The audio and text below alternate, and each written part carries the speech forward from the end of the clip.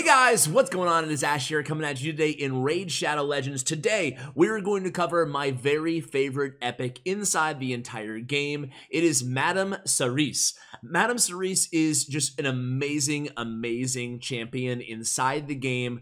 I feel like she's just, well, I'm going to talk about why she's incredible. So if you've unlocked her, congratulations. If you haven't, well, I don't know. There's no way to target champions, but she is definitely one to keep your eye out for, especially if there's one of those events where you have an extra chance to pull her. It would be a good time to use your Void Shards. She is a Void Dark Elf champion. You can see artwork is pretty, it's pretty damn sexy on Serris here. She's looking pretty good. I love even the avatar image of her. Is just, she's on point. She is on point. Anyway, today I'm going to talk about my build because it's quite different than what I've seen on some of the Reddit posts and on some of the websites out there. And I'm going to tell you why, and I'm going to give you a couple options, talk about her strengths and weaknesses. But let's start out with her skills. Her skills are money. They're attack-based. But I did not build my Madam Serris based on attack, and I'm going to talk about why. In fact, when we get to the Masteries, it's going to be a big theme. And you guys can make the decision. Again, I'm going to give you both point of views. You guys can make the decision to best suit whatever comp you're running, whatever you're trying to do with your Madam Serris. So, panic spread, nothing really to write home about here. Attack 1 enemies has a 20% chance of placing a fear debuff for 1 turn, and it increases if they're under other debuffs. Now, again, nothing crazy. Her A1 really isn't where she shines. Her A2 and her A3 and her passive, on the other hand, are incredible. So her A2, again, attack-based, attacks all enemies, so an AoE, has a 40% chance of stealing 1 random buff from each target, and it's an AoE, right? She's amazing, right? Places a block debuffs buff on all allies for 2 turns if any buff is stolen. She has a 50% chance when you book her of stealing a buff. So if she does steal one, it's a 50-50 coin flip. She's putting a block debuffs buff on all allies for 2 turns. And it's a 3-turn cooldown. Places a true fear debuff. That's not all. She places a true fear debuff for 1 turn on enemies who have buffs stolen. Wow, that is a lot on her A2 with a 3-turn cooldown when you book her. So that's just, it's an incredible ability, but it's not even my favorite. The A3 is my personal favorite because I'm using my Madam Serris as my main debuffer, right? And she's really good at it. Removes all buffs from enemies. Insane. Just an insane start to this sentence here, or to this paragraph. Places a 50% decrease attack debuff and a 60% decrease defense debuff on all enemies for 3 turns. And it's a 4-turn cooldown when you book it. So basically, they're always going to have this debuff on, right? It's just incredible. Not always, but most of the time, right? 75% of the time.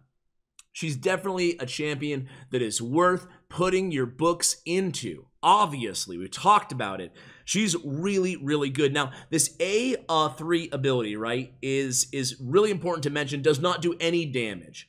I am not building her as a damage dealer. If you're using your Serris as even a supplemental damage dealer, I feel like you can just do better. I feel like you really want her there. You can build her for HP, build her for defense, put a little bit of attack into her, sure, but I'm not worrying so much about the attack masteries. I'm not even bothering with it. I want to make her rather tanky, sustainability, and just have her there to absolutely decimate my enemy team. Now, again, this AoE on her A3 does no damage anyway. So, are you really going to build her? Her A1 is nothing too crazy. Again, we talked about it being very lackluster. So, you're really going to, waste your precious resources in your masteries, investing a lot of attack, a lot of crit rate, a lot of all that like DPS stuff on her, when you're really only doing it for this one ability on her AoE. Personally, that's not how I'm building her. I'm not going down the attack tree on Masteries, and I've had a lot of success with the way that I built her. So again, and I have her built right now for Arena. I should mention that. You can see that in the speed. So moving to her artifacts here, I have Speed, speed, divine speed. Again, an arena build here, but I find that it works really, really well also outside the arena. Now, I'm going to show you my total stats first, just so we can take a kind of overview of how I have her built.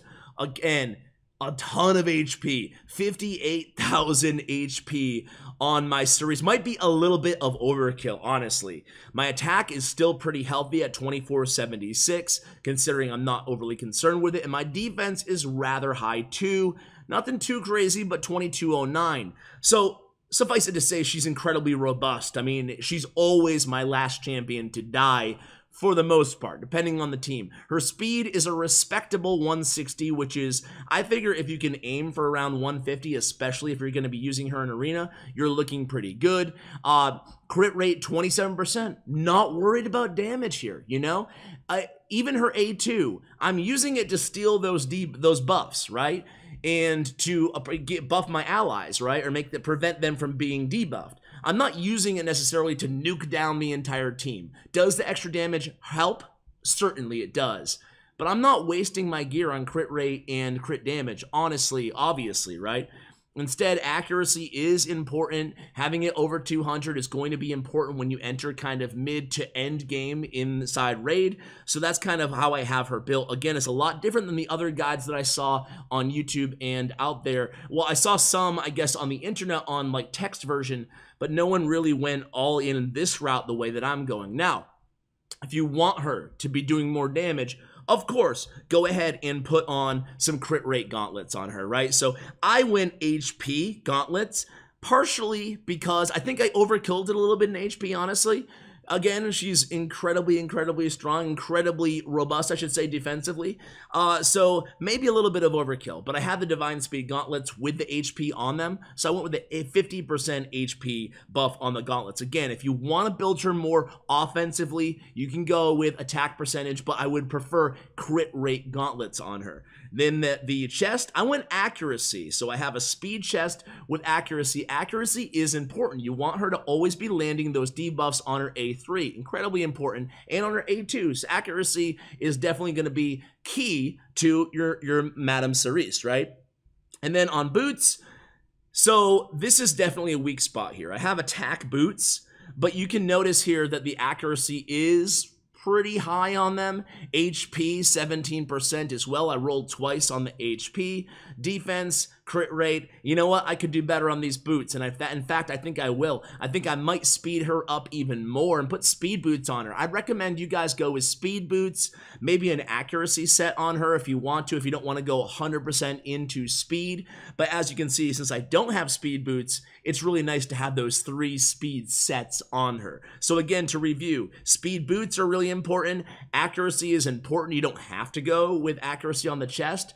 Probably be better off actually going with HP on the chest and then going with crit rate or accuracy, trying to get those as a substat roll on your gauntlet. So there's some flexibility there, but again, I like building her more tanky, you know, able to sustain in her battles. So again, those are pretty much the stats that you're going for. Obviously, her attack, her skills are attack base, but again, you have the autonomy to just not focus so much on the damage. She's not even putting out damage on her A3 and building her more tanky. And that way, she's just there the entire battle, debuffing your opponents, evoking the fear, true fear, stealing their buffs. I mean, I like to have her working hard the entire battle. So now on to Masteries here, guys.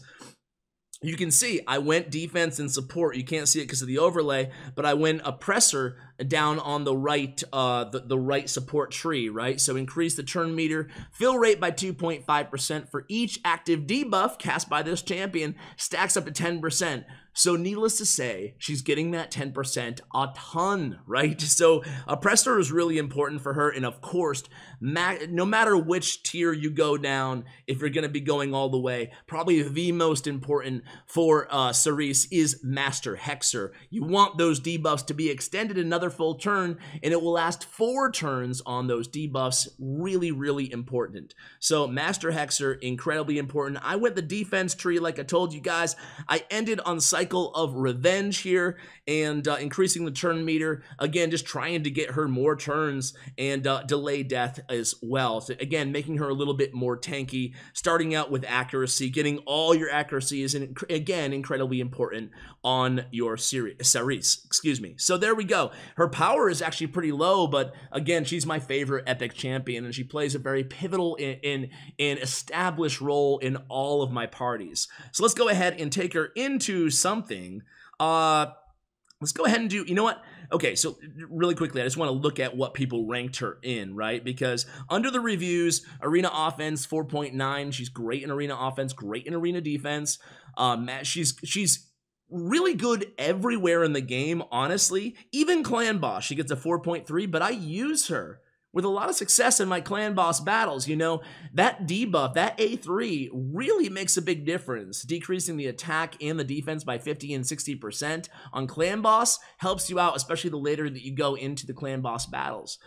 So Spider's Den, I guess, is probably not where you're going to be wanting to use her. But and even in campaign farming, not an amazing campaign farmer either, but dungeons, clan boss, arena, really, really good. So let's go ahead and let's use her in a dungeon.